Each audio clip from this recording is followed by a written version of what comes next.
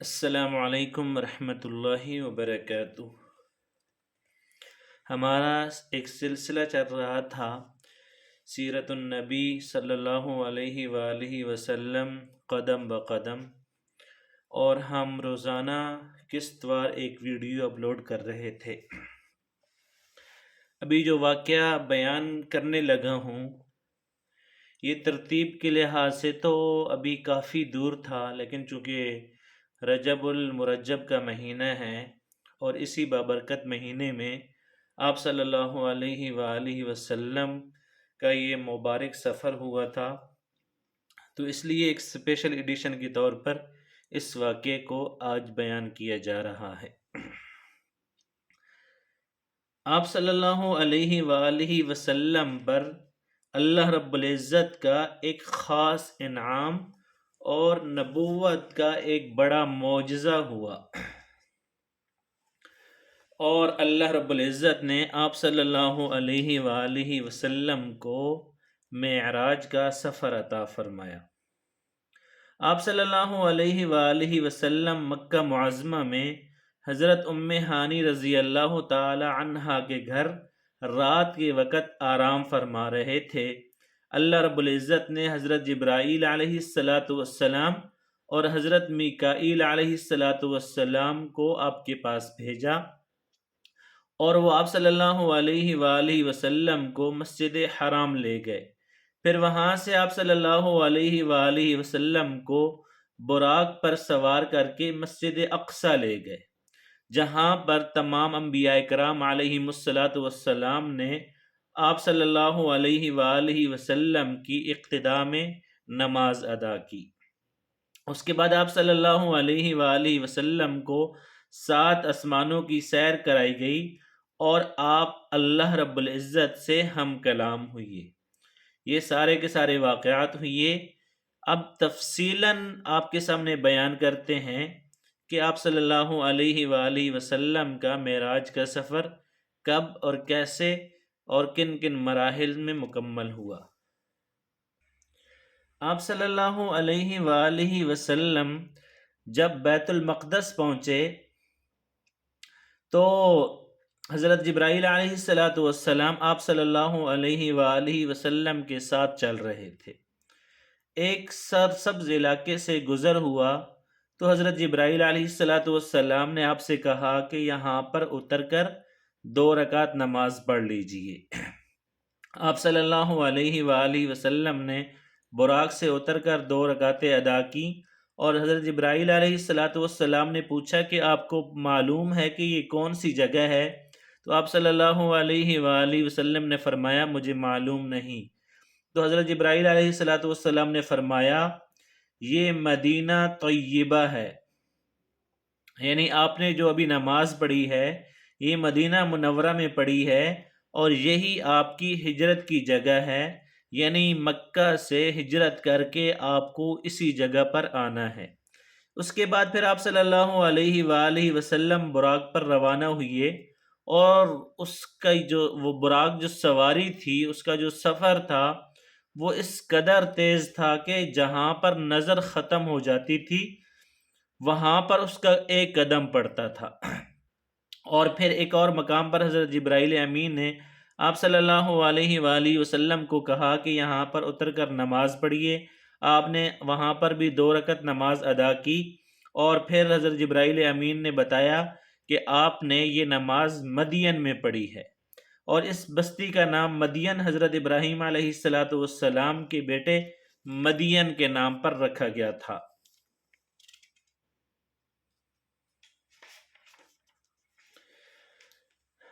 اور حضرت ابراہیم علیہ السلام کے بیٹے نے اسی مقام پر قیام کیا تھا، اور اس کے بعد وہاں پر آبادی ہو گئی تھی۔ حضرت شعیب علیہ السلام اسی بستی میں اسی قوم کی طرف مبعوث ہوئے تھے۔ پھر اس کے بعد آپ صلی اللہ علیہ وآلہ وسلم براق پر سوار ہوئے، اور ایک مقام پر حضرت جبرائیل امین نے آپ سے کہا کہ اب یہاں پر اتر کر نماز پڑھیے۔ آپ صلی اللہ علیہ وآلہ وسلم نے 2 رکعت نماز ادا کی، اور حضرت جبرائیل امین نے بتایا کہ یہ بیت اللحم ہے، اور بیت اللحم بیت المقدس کے پاس ایک بستی ہے جہاں پر حضرت عیسیٰ علیہ السلام کی پیدائش ہوئی تھی۔ اسی سفر میں آپ نے اللہ تعالیٰ کی راہ میں جہاد کرنے والوں کا حال دیکھا، یعنی آپ صلی اللہ علیہ وآلہ وسلم کو آخرت کی مثالی شکل کے ذریعے مجاہدین کے حالات دکھائے گئے۔ حضرت جبرائیل علیہ السلام نے بتایا کہ یہ لوگ اللہ کی راہ میں جہاد کرنے والے ہیں، اللہ تعالیٰ نے ان کی ہر نیکی کا ثواب 700 گنا کر دیا ہے۔ اور اسی طرح آپ صلی اللہ علیہ وآلہ وسلم کے سامنے دنیا لائی گئی، اور وہ دنیا ایک حسین و جمیل عورت کی شکل میں دکھائی گئی۔ اس عورت نے آپ سے کہا کہ اے محمد میری طرف دیکھیے، میں آپ سے کچھ کہنا چاہتی ہوں۔ تو آپ صلی اللہ علیہ وآلہ وسلم نے اس کی طرف کوئی توجہ نہیں دی۔ حضرت جبرائیل علیہ السلام سے پوچھا کہ یہ کون ہے؟ تو حضرت جبرائیل امین نے بتایا کہ یہ دنیا ہے، اور اگر آج آپ اس کی طرف توجہ دیتے تو آپ کی امت آخرت کے مقابلے میں دنیا کو اختیار کر لیتی۔ اس کے بعد رستے میں آپ صلی اللہ علیہ وآلہ وسلم نے ایک بڑھیا کو دیکھا، اور آپ صلی اللہ علیہ وآلہ وسلم نے پوچھا کہ یہ بڑھیا کون ہے؟ تو حضرت جبرائیل امین نے بتایا کہ یہ دنیا ہی ہے، دنیا کی عمر کا اتنا حصہ ہی باقی رہ گیا ہے جتنا کہ اس بڑھیا کا ابھی جو دنیا میں وقت باقی ہے۔ اس کے بعد آپ صلی اللہ علیہ وآلہ وسلم کو امانت میں خیانت کرنے والوں اور فرض نماز چھوڑنے والوں اور زکوٰۃ نہ ادا کرنے والوں اور گناہ کرنے والوں اور رہزنی اور ڈاکہ ڈالنے والوں کے حالات اور ان کا جو بھیانک انجام ہے وہ دکھایا گیا۔ امانت میں خیانت کرنے والے اپنے بوجھ میں اضافہ کیے جا رہے تھے اور وہ بوجھ اٹھانے کے قابل نہیں تھے، اور فرض نمازوں کو چھوڑنے والوں کے سروں کو کچلا جا رہا تھا اور ان کے سر ریزہ ریزہ ہو رہے تھے، اور پھر اصلی حالت میں آ جاتے اور پھر ان کے سروں کو کچلنے کا جو عمل تھا وہ دوبارہ شروع ہو جاتا، یہاں تک کہ ان کو ایک ذرے کے برابر بھی مہلت نہیں دی جا رہی تھی۔ اور اس کے بعد آپ صلی اللہ علیہ وآلہ وسلم کو زکوٰۃ نہ دینے والوں کا انجام دکھایا کہ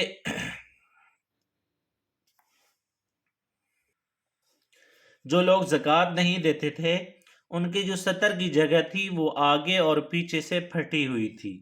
اور ان کے جو چتھڑے تھے وہ لٹکے ہوئے تھے، اور وہ اونٹوں اور بکریوں کی طرح چر رہے تھے، اور زرقوم کے جو درخت تھا، زقوم درخت، اس کے جو کڑوے پتے تھے وہ کھا رہے تھے۔ اور زقوم کے درخت کے بارے میں آتا ہے کہ وہ اس قدر کڑوا اور زہریلا ہے کہ اس کی کڑواہٹ کا مقابلہ دنیا کا کوئی درخت نہیں کر سکتا، اور اگر اس زقوم درخت کا ایک ذرہ دنیا کے میٹھے دریاؤں میں ڈال دیا جائے تو تمام کے تمام دریا کڑوے ہو جائیں۔ نبی اکرم صلی اللہ علیہ وآلہ وسلم کا دنیا میں مذاق اڑانے والوں کا بھی یہی حل اور یہی انجام ہوگا کہ ان کو قیامت والے دن یہ زقوم کا درخت کھلایا جائے گا، اور اس درخت کے پتوں اور کانٹوں کے علاوہ وہ لوگ جہنم کے پتھر چباتے ہوئے نظر آ رہے تھے۔ اور اس کے بعد آپ صلی اللہ علیہ وآلہ وسلم کو بدکاروں کا انجام دکھایا گیا، اور وہ اس طرح تھا کہ ان کے سامنے دسترخوان لگے ہوئے تھے، اور ان دسترخوانوں میں نہایت صاف ستھرا بہترین بھنا ہوا گوشت تھا، اور ساتھ میں بالکل سڑا ہوا گوشت تھا، اور وہ لوگ صاف ستھرے بھنے ہوئے گوشت کو چھوڑ کر سڑے ہوئے بدبودار گوشت کو کھا رہے تھے۔ تو آپ صلی اللہ علیہ وآلہ وسلم نے حضرت جبرائیل امین سے پوچھا کہ یہ کون لوگ ہیں؟ تو حضرت جبرائیل امین نے بتایا کہ یہ آپ کی امت کے وہ لوگ ہیں جن کے پاس حلال عورتیں تھیں، لیکن وہ ان کو چھوڑ کر بدکار عورتوں کے پاس جاتے تھے، یا وہ بدکار عورتیں تھیں جو اپنے خامدوں کو چھوڑ کر بدکار مردوں کے پاس جاتی تھیں۔ اس کے بعد آپ صلی اللہ علیہ وآلہ وسلم کو سود کھانے والوں کا انجام دکھایا گیا کہ وہ خون کے دریا میں تیر رہے تھے اور پتھر کھا رہے تھے۔ اور اس کے بعد آپ صلی اللہ علیہ وآلہ وسلم کو ایسے عالموں کا انجام دکھایا گیا جو لوگوں کو وعظ و نصیحت کرتے تھے لیکن خود عمل نہیں کرتے تھے، تو ان کی زبانیں اور ہونٹ لوہے کی کینچیوں سے کاٹے جا رہے تھے،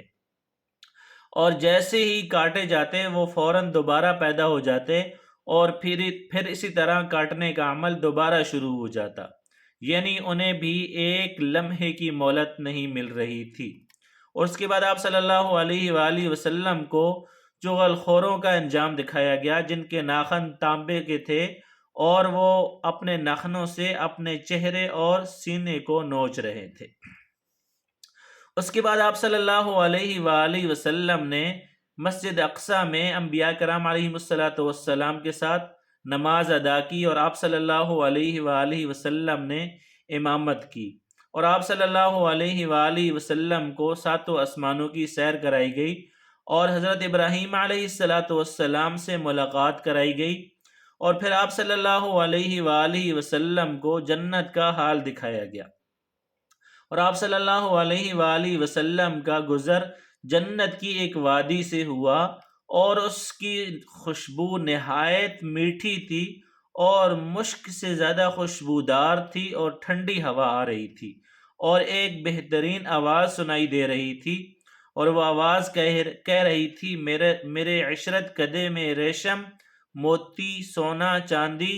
شہد، دودھ، شراب کے جام کے کٹورے بہت زیادہ ہو گئے ہیں۔ اس پر اللہ تعالیٰ فرما رہے تھے کہ ہر وہ مومن مرد اور عورت تجھ میں داخل ہوگا جو مجھ پر اور میرے رسولوں پر ایمان رکھتا ہوگا اور میرے ساتھ کسی کو شریک نہ ٹھہراتا ہوگا، اور جو مجھ سے بڑھ کر یا میرے برابر کسی کو نہ مانتا ہوگا اور نیک عمل کرتا ہوگا۔ سن لے جس کے دل میں میرا ڈر ہے اور اس کا دل میرے خوف کی وجہ سے گناہوں سے محفوظ رہتا ہے، وہ جو مجھ سے مانگتا ہے تو میں اسے محروم نہیں کرتا،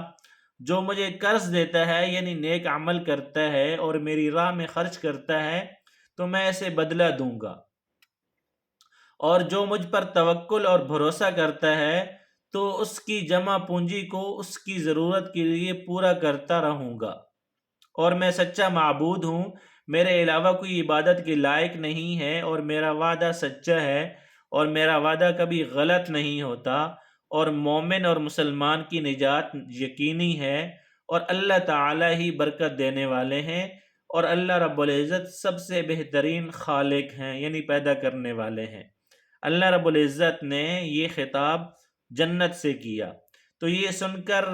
جنت نے کہا کہ بس اے میرے پروردگار، میں اب خوش بھی ہوں اور مطمئن بھی ہوں۔ اس کے بعد آپ صلی اللہ علیہ وآلہ وسلم کو دوزخ کا حال دکھایا گیا۔ آپ صلی اللہ علیہ وآلہ وسلم ایک وادی میں پہنچے، آپ نے وہاں دیکھا کہ ایک بہت بدصورت آواز آپ صلی اللہ علیہ وآلہ وسلم نے سنی، اور آپ صلی اللہ علیہ وآلہ وسلم کو بدبو محسوس ہوئی، تو آپ صلی اللہ علیہ وآلہ وسلم نے پوچھا کہ اے جبرائیل یہ کیا ہے؟ تو جبرائیل نے بتایا کہ یہ جہنم کی آواز ہے، اور یہ کہہ رہی ہے کہ اے میرے پروردگار، مجھے وہ غذا عطا فرما دے جس کا آپ نے مجھ سے وعدہ کیا ہے، میری زنجیریں اور بیڑیاں، میری آگ، میرے شعلے، میری گرمی، گرم ہوا، پیپ اور عذاب کے دوسرے ہیبت ناک سامان بہت بڑھ گئے ہیں، اور میری گہرائی اور آگ کی تپش یعنی میرا پیٹ اور اس کی بھوک بہت زیادہ ہے، اس لیے میری وہ خوراک مجھے عطا فرما دیں جس کا آپ نے مجھ سے وعدہ کیا ہے۔ تو جہنم کی اس پکار کی جواب میں اللہ تعالیٰ فرماتے ہیں کہ ہر کافر، مشرک، بدمعاش، خبیث مرد اور عورت میں ان کو تیری خوراک بناؤں گا۔ تو یہ سن کر جہنم نے کہا کہ بس اب میں خوش ہو گئی، اور اسی سفر میں آپ صلی اللہ علیہ وآلہ وسلم کو دجال کی صورت دکھائی گئی، اور اس کی شکل عبد العزیٰ ابن قطن جیسی تھی۔ یہ عبد العزیٰ جاہلیت کے زمانے میں آپ صلی اللہ علیہ وآلہ وسلم کے ظہور سے پہلے ہی مر گیا تھا۔ پھر آپ صلی اللہ علیہ وآلہ وسلم کو وہاں پر کچھ لوگ دکھائے گئے کہ ان کے ہونٹ اونٹوں کے ہونٹوں جیسے تھے، اور ان کے ہاتھوں میں پتھروں کی طرح بڑے بڑے انگارے تھے، یعنی اتنے بڑے انگارے تھے کہ ایک انگارے سے ان کا ہاتھ بھر جاتا تھا، اور وہ لوگ انگاروں کو اپنے منہ میں ڈالتے تھے۔ آپ صلی اللہ علیہ وآلہ وسلم نے یہ منظر دیکھ کر حضرت جبرائیل امین سے کہا کہ یہ لوگ کون ہیں؟ تو حضرت جبرائیل امین نے جواب دیا کہ یہ وہی لوگ ہیں جو زبردستی اور ظلم سے یتیموں کا مال کھاتے ہیں۔ اور اس کے بعد آپ صلی اللہ علیہ وآلہ وسلم نے کچھ لوگ دیکھے کہ ان کے پیٹ اتنے بڑے بڑے تھے جیسے کوٹھڑیاں ہوں، اور ان کے پیٹوں میں سانپ بھرے ہوئے تھے، اور وہ باہر سے نظر آ رہے تھے۔ آپ صلی اللہ علیہ وآلہ وسلم نے حضرت جبرائیل سے پوچھا کہ یہ کون لوگ ہیں؟ تو حضرت جبرائیل امین نے بتایا کہ یہ سود خور ہیں۔ اور جہنم دکھانے کے بعد آپ صلی اللہ علیہ وآلہ وسلم کو پھر جنت دکھائی گئی۔ آپ صلی اللہ علیہ وآلہ وسلم نے وہاں پر موتیوں کے بنے ہوئے گنبد دیکھے، اور وہاں کی جو مٹی تھی وہ مشک کی تھی۔ آپ صلی اللہ علیہ وآلہ وسلم نے جنت میں انار دیکھے، وہ بڑے بڑے ڈولوں جتنے تھے، اور جنت کے پرندے آپ صلی اللہ علیہ وآلہ وسلم نے دیکھے جن کا قد اونٹوں جیسا تھا۔ ساتوں آسمانوں کی سیر کے بعد آپ صلی اللہ علیہ وآلہ وسلم کو سدرۃ المنتہا تک لے جایا گیا، اور یہ سدرۃ المنتہا ایک بیری کا درخت ہے۔ حضور اکرم صلی اللہ علیہ وآلہ وسلم نے سدرۃ المنتہا کی جڑ میں ایک چشمہ دیکھا، اور اس سے دو نہریں پھوٹ رہی تھیں۔ ایک نہر کا نام کوثر ہے اور دوسری کا نام رحمت ہے۔ آپ صلی اللہ علیہ وآلہ وسلم فرماتے ہیں کہ میں نے اس چشمے میں غسل کیا۔ ایک اور روایت کے مطابق سدرۃ المنتہا کی جڑ سے جنت کی 4 نہریں نکل رہی ہیں۔ ان میں سے ایک نہر پانی کی ہے، دوسری نہر دودھ کی ہے، اور تیسری نہر شہد کی ہے، اور چوتھی نہر شراب کی ہے۔ اسی وقت سدرۃ المنتہا کے پاس آپ نے جبرائیل امین کو ان کی اصل شکل میں دیکھا، یعنی جس شکل میں اللہ رب العزت نے حضرت جبرائیل امین کو پیدا کیا ہے۔ آپ صلی اللہ علیہ وآلہ وسلم نے دیکھا کہ حضرت جبرائیل امین کے 600 پر ہیں، اور ہر پر اتنا بڑا ہے کہ اس پر سے آسمان کا کنارہ چھپ جائے، اور ان پروں سے رنگا رنگ موتی اور یاقوت اتنی تعداد میں گر رہے تھے کہ ان کا شمار اللہ کو ہی معلوم ہے۔ پھر آپ صلی اللہ علیہ وآلہ وسلم کو ایک بدلی نے گھیرے میں لے لیا، اور آپ کو اس بدلی کے ذریعے اوپر اٹھا لیا گیا، اور حضرت جبرائیل امین وہیں رہ گئے۔ اور بعض روایات میں آتا ہے کہ آپ صلی اللہ علیہ وآلہ وسلم کو سیڑھی کے ذریعے اوپر لے جایا گیا،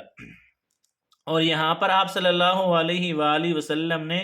سریر اقلام یعنی لوح محفوظ پر لکھنے والے کلموں کی سرسراہٹ کی آوازیں سنی، اور یہ تقدیر کے قلم تھے، فرشتے ان سے مخلوق کی تقدیریں لکھ رہے تھے۔ تو اس تفسیر سے معلوم ہوا کہ حضرت جبرائیل علیہ السلام سدرۃ المنتہا سے آگے نہیں گئے،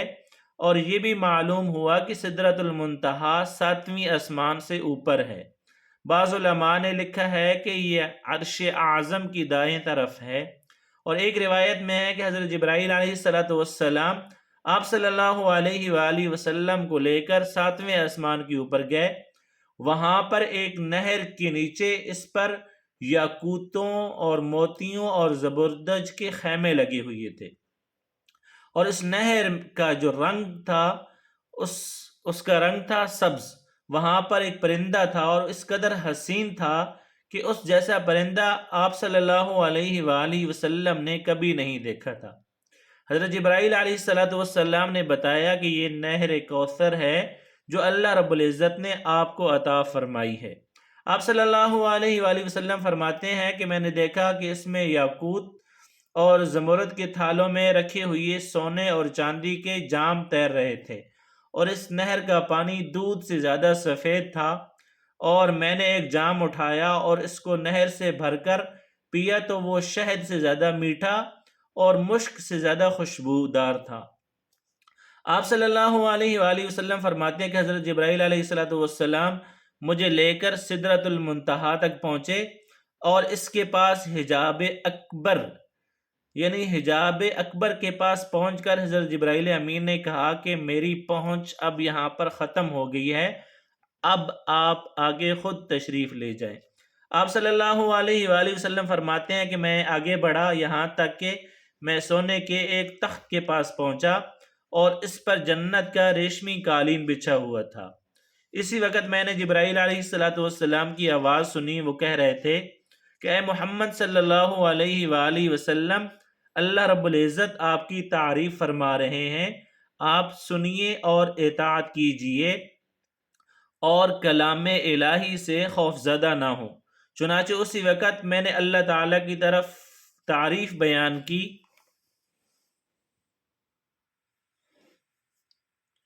اور اس کے بعد مجھے اللہ کا دیدار نصیب ہوا اور میں فوراً سجدے میں گر گیا۔ پھر اللہ رب العزت نے مجھ پر وحی اتاری اور وہ وحی یہی تھی کہ اے محمد صلی اللہ علیہ وآلہ وسلم، جب تک آپ جنت میں داخل نہیں ہو جائیں گے اس وقت تک تمام انبیاء کے لیے جنت حرام رہے گی، اور اسی طرح جب تک آپ کی امت جنت میں داخل نہیں ہو جائے گی تو تمام امتوں کے لیے جنت حرام رہے گی۔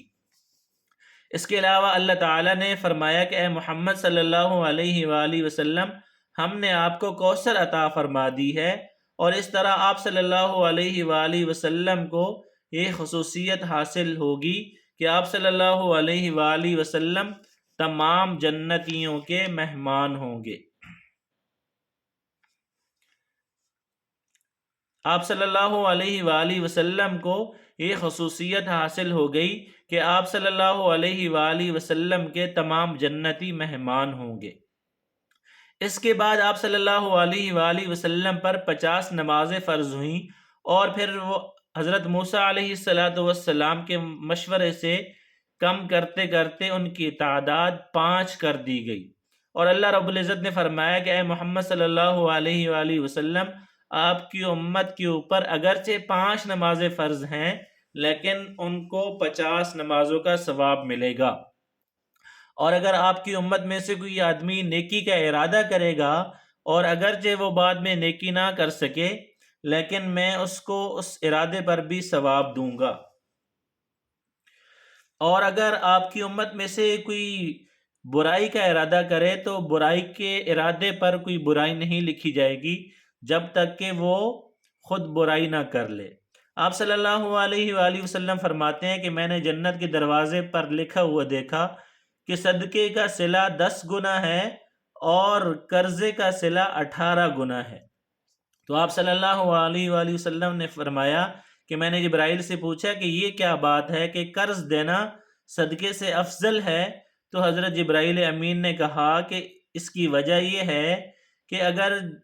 صدقہ جو مانگنے والا آدمی ہوتا ہے یا جس کو صدقہ دیا جاتا ہے اس کے پاس کچھ نہ کچھ ہوتا ہے،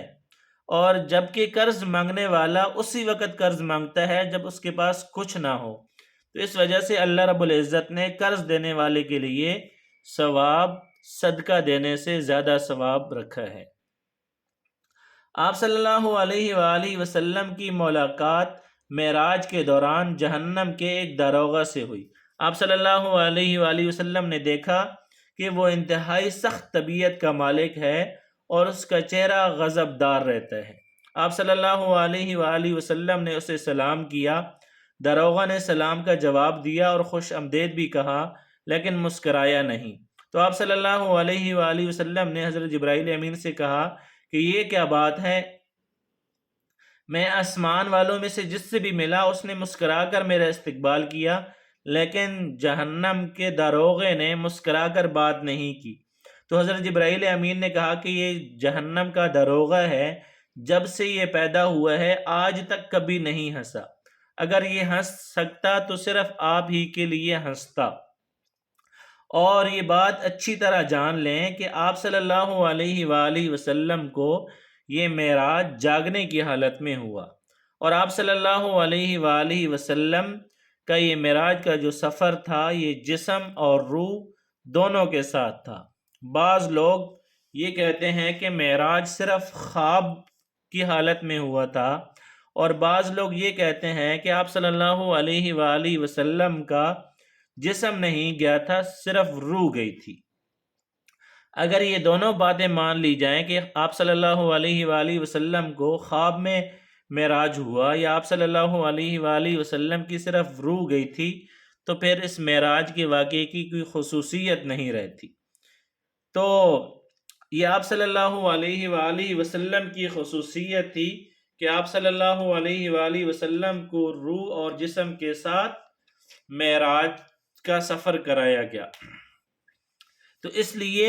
گمراہ لوگوں کے بہکاوے میں کبھی نہ آئیں، اور اگر یہ معراج جو ہے یہ صرف خواب ہوتا یا معراج صرف روح کو ہوتی تو پھر مشرکین مکہ آپ صلی اللہ علیہ وآلہ وسلم کا مذاق نہ اڑاتے، جبکہ انہوں نے معراج کے سفر کو ماننے سے انکار بھی کیا اور آپ صلی اللہ علیہ وآلہ وسلم کا مذاق بھی اڑایا۔ اور پھر معراج کے بارے میں اس مسئلے میں بھی اختلاف پایا جاتا ہے کہ آپ صلی اللہ علیہ وآلہ وسلم نے اللہ رب العزت کو دیکھا تھا یا نہیں۔ تو اس بارے میں دونوں طرح کی احادیث موجود ہیں، اور اس مسئلے میں بہتر یہ ہے کہ ہم خاموشی اختیار کریں، کیونکہ یہ اعتقاد کا مسئلہ نہیں ہے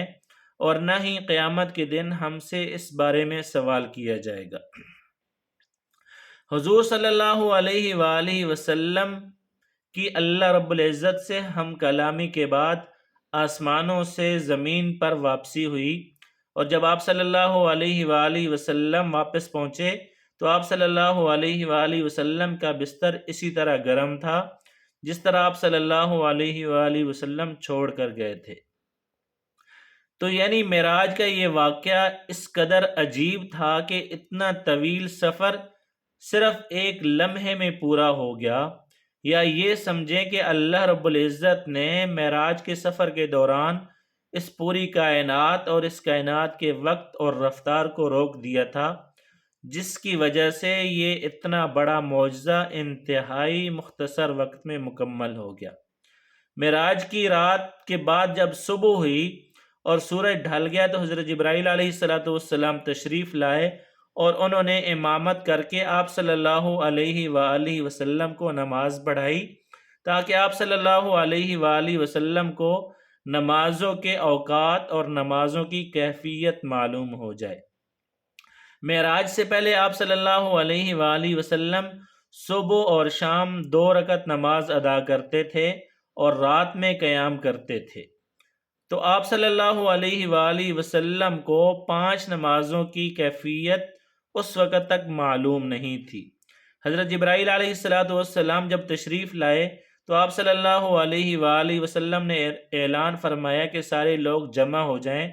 چنانچہ آپ صلی اللہ علیہ وآلہ وسلم نے حضرت جبرائیل علیہ السلام کی امامت میں نماز ادا کی، اور صحابہ کرام رضوان اللہ تعالی علیہم اجمعین نے آپ صلی اللہ علیہ وآلہ وسلم کی امامت میں نماز ادا کی۔ یہ ظہر کی نماز تھی، اسی وجہ سے اس وقت کی نماز کا نام ظہر رکھ دیا،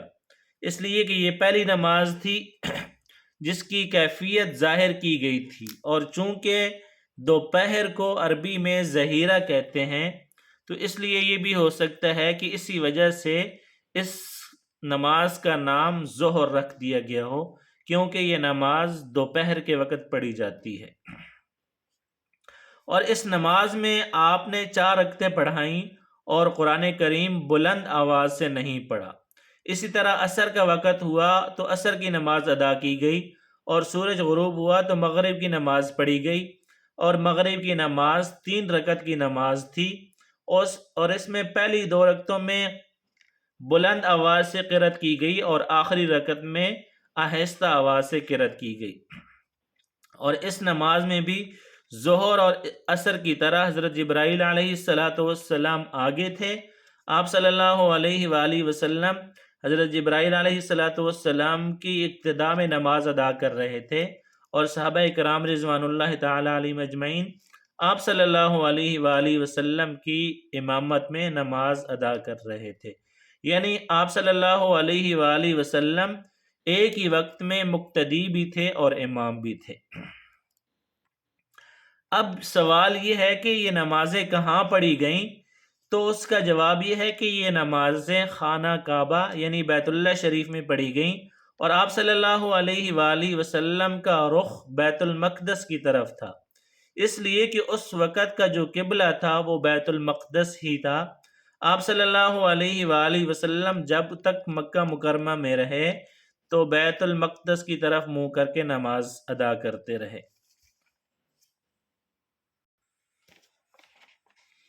حضرت جبرائیل علیہ السلام نے پہلے دن نمازوں کے اول وقت میں یہ نمازیں پڑھائیں اور دوسرے دن آخری وقت میں نمازیں پڑھائیں تاکہ معلوم ہو جائے کہ نمازوں کے اوقات کہاں سے کہاں تک ہیں۔ اس طرح یہ 5 نمازیں فرض ہوئیں اور ان کے پڑھنے کا طریقہ بھی آسمان سے نازل ہوا۔ آج کچھ لوگ کہتے ہیں کہ نماز کا کوئی طریقہ قرآن سے ثابت نہیں، لہٰذا نماز کسی بھی طریقے سے پڑھی جا سکتی ہے، ہم تو بس قرآن کو مانتے ہیں۔ اب ایسے لوگ واضح طور پر گمراہی میں مبتلا ہیں، اس لیے کہ نماز آسمان سے نازل ہوئی اور نماز کا طریقہ بھی آسمان سے نازل ہوا، تو لہٰذا ہمیں نمازیں اسی طرح پڑھنی ہوگی جس طرح نبی اکرم صلی اللہ علیہ وآلہ وسلم اور آپ کے صحابہ اکرام رضوان اللہ تعالی علیہم اجمعین پڑھتے رہے۔ تو یہ بھی ثابت ہو گیا کہ فرض نمازیں 5 ہیں۔ اب حدیث کے منکر لوگ 5 نمازوں کا انکار کرتے ہیں اور وہ صرف اور صرف 3 نمازوں کے قائل ہیں، اور لوگوں کو دھوکہ دینے کے لیے وہ کہتے ہیں کہ قرآن مجید میں صرف 3 نمازوں کا ذکر آیا ہے۔ حالانکہ پہلی بات تو یہ ہے کہ ان کا یہ دعویٰ جھوٹا ہے، اور دوسرا یہ ہے کہ جب احادیث سے 5 نمازیں ثابت ہیں تو کسی مسلمان کے لیے اس بات کی گنجائش نہیں ہے کہ وہ 5 نمازوں کا انکار کرے۔ اب جو ہم 5 نمازیں پڑھتے ہیں تو ان کی حکمت کے بارے میں علماء نے لکھا ہے کہ انسان کے اندر اللہ رب العزت نے 5 حصے رکھی ہیں، انسان انہی حصوں کے ذریعے سے گناہ کرتا ہے، اور وہ 5 حصے یہ ہیں: آنکھ، کان، ناک، منہ اور اعضاء و جوارح یعنی ہاتھ پاؤں۔ تو لہٰذا اللہ رب العزت نے نمازیں بھی 5 مقرر کی تاکہ ان 5 نمازوں کے ذریعے سے جو حواس خمسہ ہیں جن سے گناہ ہوتے ہیں وہ سارے کے سارے اللہ رب العزت کی فرمانبرداری میں جھک جائیں، اور انسان جو ہے گناہوں سے بچ کر اللہ رب العزت کو راضی کرنے والا بن جائے۔ اس کے علاوہ بھی نماز کی بے شمار حکمتیں ہیں، یہاں پر احتیاطاً ایک حکمت ہم نے ذکر کر دی ہے۔ اور یہ بات بھی یاد رکھیں کہ معراج کے واقعے میں آپ صلی اللہ علیہ وآلہ وسلم کا آسمانوں پر جانا یہ ثابت کرتا ہے کہ آسمان حقیقت میں موجود ہے، اور یہ بات ذکر کرنا اس لیے ضروری ہے کہ موجودہ دور میں ترقی یافتہ سائنسدانوں کا یہ نظریہ ہے کہ آسمان کا کوئی وجود نہیں ہے، بلکہ یہ کائنات کا ایک عظیم خلا ہے، اور انسان کی جو نظر ہے یا نگاہ ہے جہاں تک رک جاتی ہے تو وہاں پر ہی اس خلا کی جو حد ہے وہ نظر آتی ہے، اور اسی حد کو انسان آسمان کہتا ہے۔ حقیقت میں آسمان موجود نہیں ہے، لیکن اسلامی تعلیمات نے ہمیں یہ بتایا ہے کہ آسمان موجود ہیں، اور آسمان اسی ترتیب سے موجود ہیں جو ترتیب ہمیں قرآن و احادیث نے بتائی ہے، اور قرآن مجید کی بہت سی آیات میں آسمان کا ذکر ہے، اور بعض آیات میں 7 آسمانوں کا ذکر ہے، جن سے معلوم ہوتا ہے کہ آسمان ایک اٹل حقیقت ہے، نہ کہ نظر کا دھوکہ ہے۔ تو یہ تمام تر واقعات آپ صلی اللہ علیہ وآلہ وسلم کے معراج کے سفر کے دوران ہوئے، اور آپ صلی اللہ علیہ وآلہ وسلم کو اللہ رب العزت نے معراج جیسا ایک بہت بڑا معجزہ عطا فرمایا۔ یہ تھا ایک اسپیشل ایڈیشن جو کہ آپ صلی اللہ علیہ وآلہ وسلم کے معراج کے سفر کے بارے میں تھا۔ انشاءاللہ اس کے بعد سے ترتیب سے قسطوار سلسلہ سیرت النبی قدم بقدم صلی اللہ علیہ وآلہ وسلم کی ویڈیوز اپلوڈ کی جائیں گی۔ السلام علیکم ورحمۃ اللہ وبرکاتہ۔